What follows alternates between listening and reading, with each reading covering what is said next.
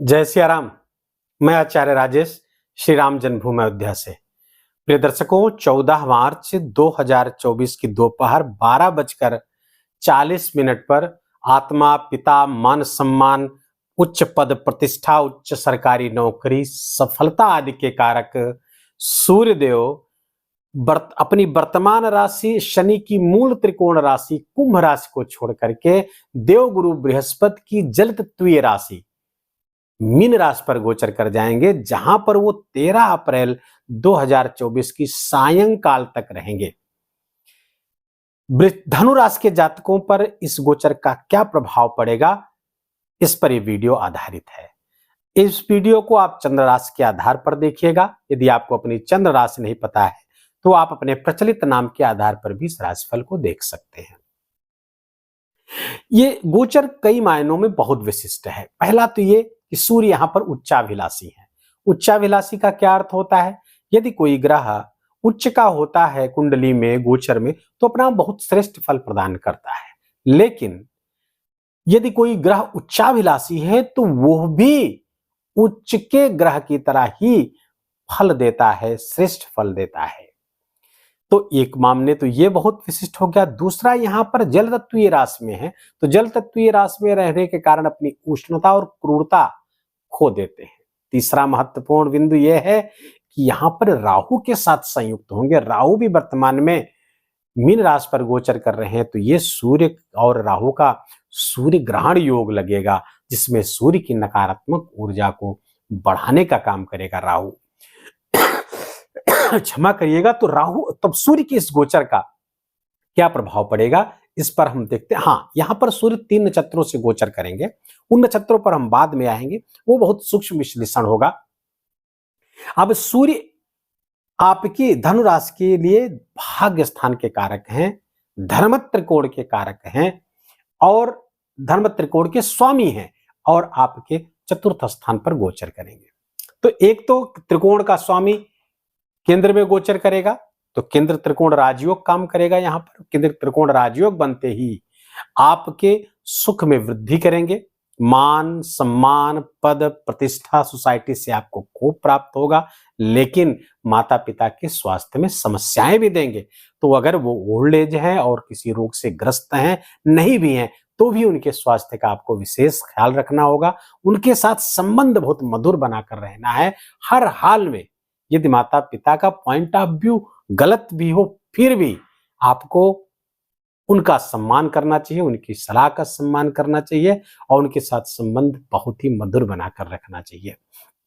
अन्यथा ये सूर्य अगर आप माता पिता का असम्मान करते हैं, जब उनका असम्मान हो जाता है तो ये ग्रह विकृत हो जाता है और सबसे बुरा फल देने लगता है। इस बात का बहुत ख्याल रखिएगा। तो सूर्य का गोचर आपके लिए बहुत ही अच्छा है, बस माता पिता के स्वास्थ्य का विशेष ख्याल रखना होगा। हाँ, थोड़ा सा अपने मित्रों पर आंख बंद कर भरोसा न करें। दूसरे, उनसे बहुत ज्यादा अपेक्षा न करें, क्योंकि इस कालखंड में मित्र हो सकता है वो अपनी उनके हो सकता है परिस्थितियां ऐसी हो जिसके कारण से आपकी अपेक्षाओं पर वो खरा ना उतरे। धोखा आदि मिलने की भी संभावना सूर्य जब यहाँ गोचर करते हैं तो हो जाती है। वो भी राहु के साथ गोचर करें तो और भी संभावना प्रबल हो जाती है। तो थोड़ा इन सब बातों का ध्यान रखेंगे।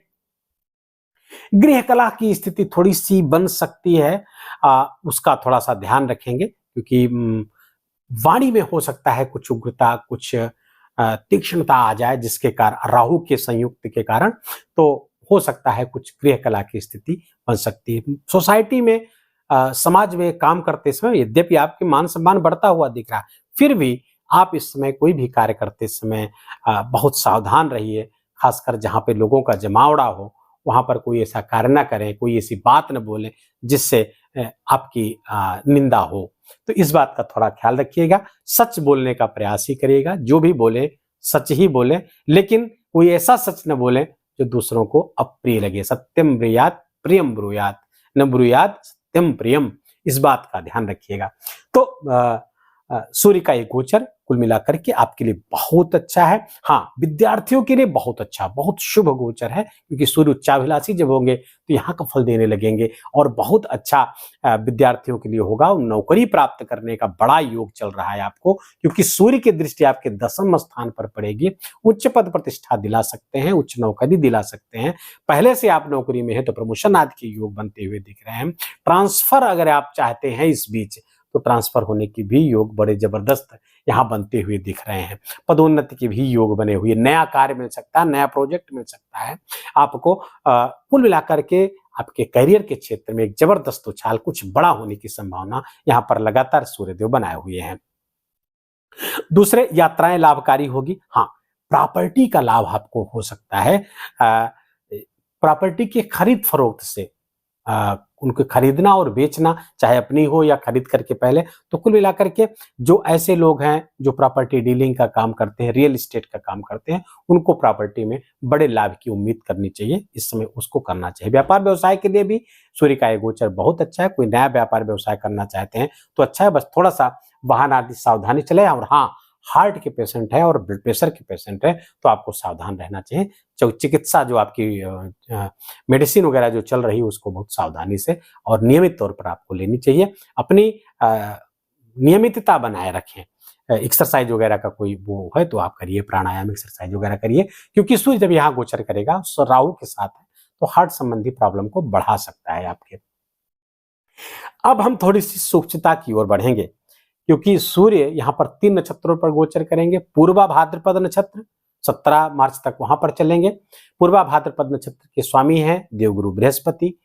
उसके बाद आएंगे उत्तरा भाद्रपद नक्षत्र पर। उत्तरा भाद्रपद नक्षत्र के स्वामी है शनि। और उसके बाद आएंगे रेवती नक्षत्र पर। रेवती नक्षत्र के स्वामी हैं बुध। अब जुपिटर के नक्षत्र पर अर्थात पूर्वा भाद्रपद नक्षत्र के पर जब गोचर करेंगे तो देखेंगे पहले जुपिटर हैं, देवगुरु बृहस्पति कहाँ चल रहे हैं, पंचम गोचर कर रहे हैं, बहुत शुभ देंगे, शुभ परिणाम यहाँ पर देते हुए दिख रहे हैं। धनुराशि के जातकों के लिए संतान आदि का जबरदस्त योग बना करके चल रहे हैं, बहुत अच्छा ये जब तक, अब हालांकि 3-3.5 दिन का ही ये गोचर है, बहुत लंबा नहीं है। उसके बाद आ जाएंगे उत्तरा भाद्रपद नक्षत्र पर जो शनि का गोचर है। अब देखें शनि कहाँ गोचर कर रहे हैं। शनि आपके 3य स्थान पर अपनी मूल त्रिकोण राशि कुंभ राशि पर गोचर करेंगे। अपनी ही राशि पर हैं, अच्छा फल प्रदान करेंगे, आपके भाग्य का वर्धन करने वाले हैं, भाग्य को बढ़ाएंगे और भाग्य से आपके बिगड़े हुए काम बनेंगे, रुके हुए काम बनेंगे, जो अटके हैं सरकारी काम या सरकारी अधिकारियों से काम जो भी है वो आपको आपका लाभ और राजनीति से, पॉलिटिक्स से बड़ा लाभ यहाँ पर कराते हुए दिख रहे हैं। वहां पर कोई पद आपको प्राप्त हो सकता है, नया कार्य आपको प्रतिष्ठाजनक कार्य आपको प्राप्त हो सकता है। तो कुल मिलाकर के अच्छा, इसके बाद शनि के ये 31 मार्च तक रहेंगे उत्तरा भाद्रपद पर। उसके बाद आएंगे रेवती नक्षत्र पर। रेवती नक्षत्र के जो स्वामी हैं बुध कहाँ गोचर करेंगे, 26 मार्च तक तो साथ में रहेंगे, लेकिन 26 मार्च के बाद ये मेष राशि पर आ जाएंगे बुध।